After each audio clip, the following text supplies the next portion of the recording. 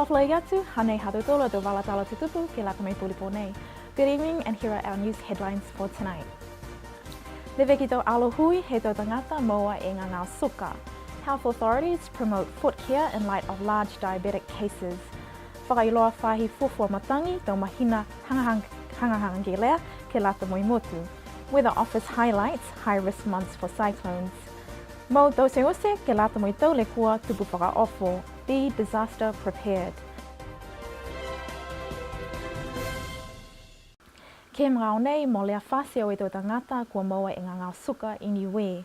Toko tōle tō pulotu kua hohoko mai, moi kua kawhalata moi whainga hua malalo sino ke langumatui, alo tōne kua moa e ngangao nei. Nōra whakalohi tō tūru ki tau whau, ke makaho ka mata e whakaloanga he tau village healthcare workers, I lotu he tau maanga te kitaha, ke whakaonga e whainga hua malalo sino alo tō ria, ke tātu e wholu tau whakakoanga nei, ki lotu he tau tōla tau maanga.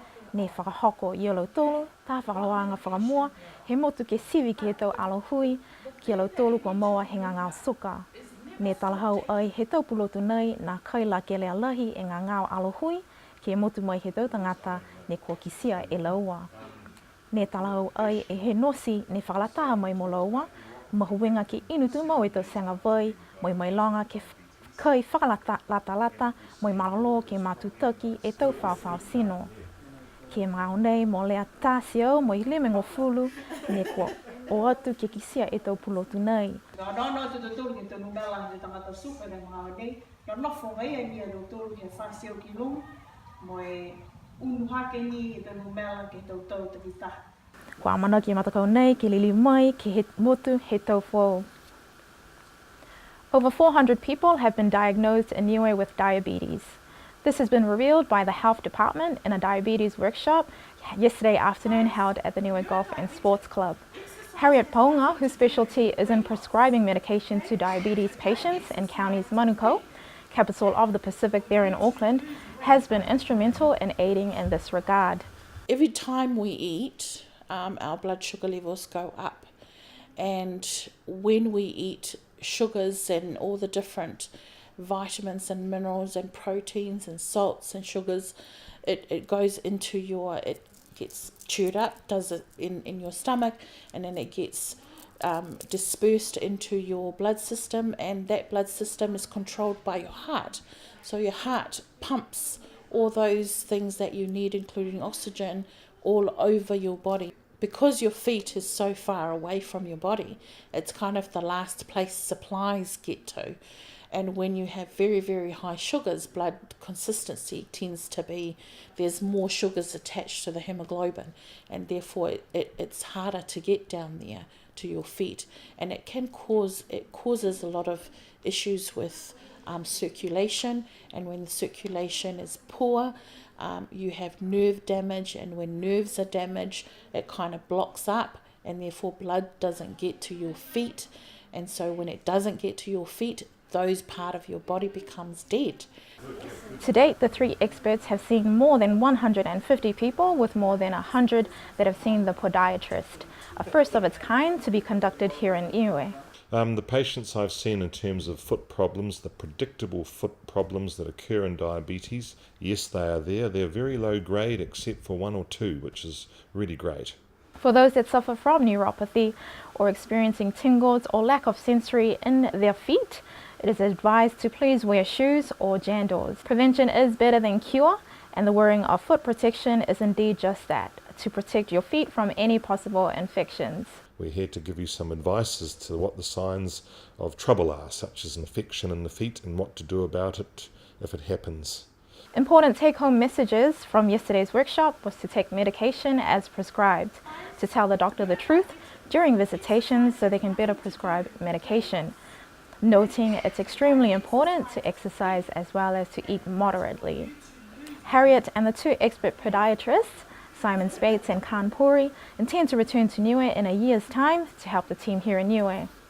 It's okay to be angry with diabetes sometimes, but it will always win, so you've got to become its friend again. Ko liu e whai fuafuang matangi ke whakamanatu ko hoko tautolu ke mga hala a wha, moi koe mahina hati semo kia Februari e mga au hanghang ke lea, mo i mai ke whai a whā. Pehe mai e takitaki e whai ngā hua fofoang matangi, Rosie Misiepo, kua fofua ke walu e a whā kalawia ai e Autu Pasifika ke mga hala a whā nei. Kua fofua ke ua e a whā kalawia ai a niue. Whakamua ko hoko toi e tauturu ke mga hala whā ke mga honi, ka mata mai hao tahi a Novema ke hoko atu ke he mahina, matahiku mahina pelila he tau uawhi mai hongfu mahiva. Si ko tau fuafuanga ke lata mo i tau a whā, ke lata mo i mga hala a whā nene ono ato tuturu ki ai, ke lata mo i Autu Pasifika, ko e mtakawi ki he walu e fitu ki he walu e a whā kua mamanaki ki ai, ke lata mo niue, ko e mtakawi ke he taha ke ua e a whā kua mamanaki e tuturu ki ai. Mai longa whoki ke mga honi, ko e mga hala mango hanga o ia ki he onono atu ki he tau Kalamete he tau tūru he Autu Pasifika, lohi e mawhanawhana he tau Puketahi. Tūmau e whai ngā hua fofoang matangi ke ngā hua auloa mo i tau whai ngā hua fofo matangi he Autu Pasifika ke ono mo i whakailoa atu whailoanga ki he tau tangata. Amanaki ni kua mau mo e whita e tau whakaloanga he tau maanga puke e tau kaina taki taha ke mau mamanaki hanga o ia ki he tau mga hala whae ni wata tuturu ki ai. Ko whita ni he mai longa e laulahi kai whakatu mau ke whanongonongo mai ke he tau whakailoanga mai he whahi fufu matangi hanga o ia ki he tau whakailoanga wha. Tūmau e whai ngā hua fuafua matangi mo e Disaster Council ke hataki ke he tau tangata he mau amamanaki mo i ua whakaseanga ke tau whakiloanga mai he whai ngā hua. The high-risk months for cyclones are from December to February. 7 to 8 cyclones have been forecasted for the Pacific region. The Weather Office has forecasted 1 to 2 cyclones for Niue this season. With the cyclone season now upon us, the Weather Office says December to February are usually the months with the highest risk of cyclones forming. For the Pacific region itself, the area where Fiji is responsible for, we'll be expecting about 7 to 8 cyclones. But for Niue specifically, about 1 to 2 cyclones for the season. But we have already had one recent cyclone that occurred in September, which was outside of the cyclone season. So this means that it's very rare for cyclones to occur outside of the season, but it can happen. And we're also looking at the climate conditions that drives cyclone activity as well. And for Niue, we at the moment the El Nino Southern Oscillation state for the Pacific is towards El Nino, but for Niue, if we were to have experience a full El Nino by end of the year, we will be expecting a high risk of tropical cyclones as well as below normal rainfall for Niue. In monitoring, the Meteorological Service works closely with its counterparts in the Pacific. The main source of our cyclone information, we get it from the RSMC, which is the regional specialized meteorological service in the region based in Fiji, in Nadi. And they provide us the updates on any cyclone warning, cyclone alerts, and also gale warning if we were to expect a cyclone. So we, based on that, we interpret it into a simpler way for the people to understand in terms of like converting wind speeds and also times as well into a simpler form, and we disseminate it out to the public.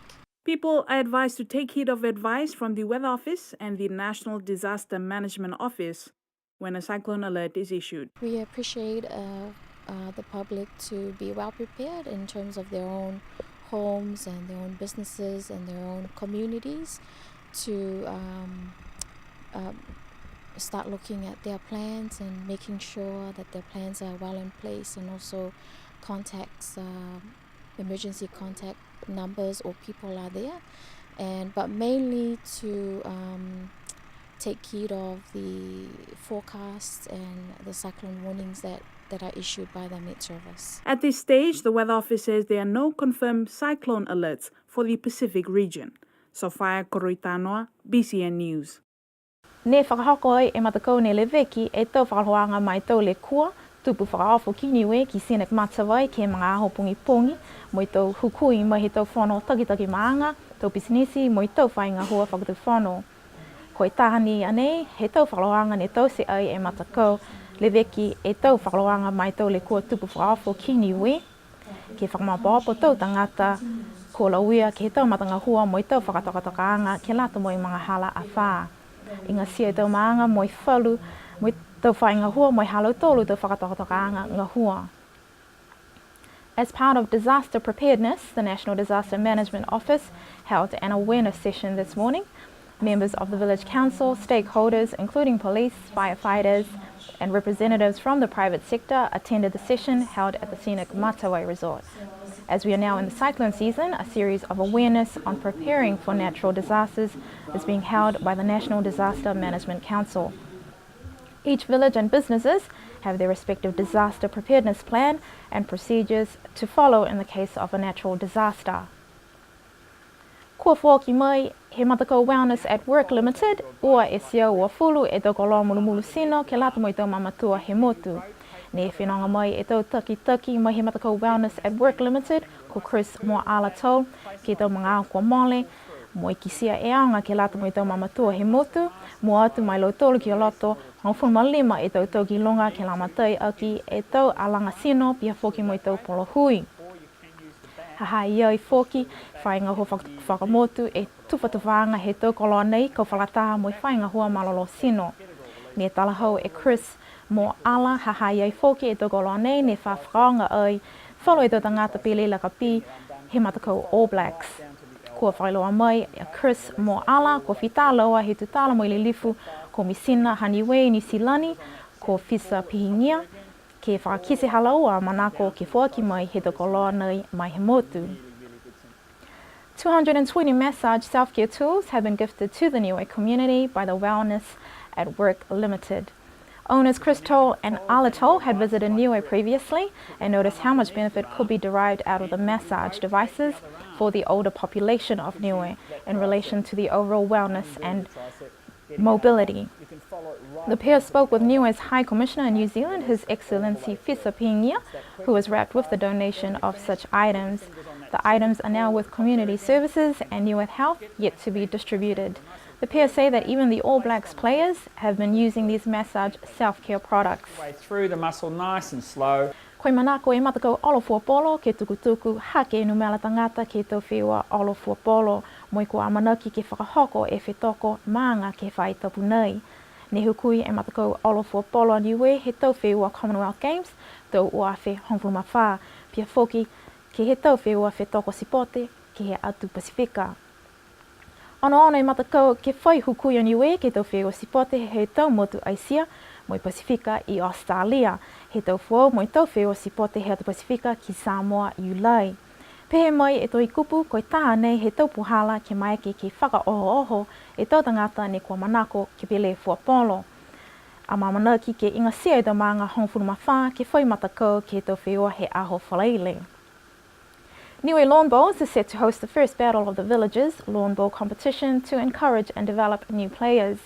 The Niue Lawn Bowl team have travelled as far as Glasgow to represent Niue in the Commonwealth Games and also participated in Pacific Games in the last couple of years. The team are also preparing to represent Niue in the Asia and Pacific Games in June and also in the Pacific Games in July next year. According to the captain organizer of the Niue Lawn Bowls upcoming competition, that the competition is to promote and develop the sport with more people and hopefully take up the sport as a hobby and to further their skill. The competition will be held at the Niue Lawn Bowls tomorrow afternoon. Ne whakahoko ai e aonga whakamahani, hala kepa e whakawhiawhiaanga ki Senek Matawai Resort ke whakaosi halau tolu aonga ke lata mo i tau nei. Ne whailoa mai he tagitagi e aonga ko Mrs. Mary Mangatongia, toko tulumu fuluma ua e tau whanau ke aonga he tau nei, kai toko ua fuluma lima he katoa toa ne nonofa mo ki he aonga. Lai e whiawhia ha Mrs. Mangatongia, Mo whakaoe ki he tau matua takitaha ne whakalataha tū mo ki aonga nā I La Kapa mo I tā atu halo tōla tau whānau whakahele. Tuku atu hana tau manatu monuina ki he tau mangwa o Oceaniwe ki monuina Ecclesiamosi mo I tau whau ato liu ke Whilewia kakamata e aonga he mahina Februari. The Maliloa Aonga Whakamahani Preschool took to the scenic Matawai Resort to celebrate their end of year with a splash on Tuesday. The preschool conducts classes once a week at the La Kapa Village. Principal educator Mrs. Mary Mangatongia says they've had an intake of 32 students overall this year. However, only 25 were in regular attendance during the school year. The preschool recommences in February next year from the early ages of 6 months up to 3 years and 9 months, where they then have eligibility to enter into the early childhood education based at the Niue Primary School. Mary Mangatongia expressed her sincere gratitude to each of the parents who have been tremendous throughout the year in supporting their children and school activities. She says she looks forward to another great year next year, wishing all of Niue, the children and their families, a special and joyful Christmas and a fabulous New Year. Si pena hatu tula tau wala tala tutupu ke lata mi puripo nei no wha mui monuina. And that's all our top stories for this evening. We hope to see you next week.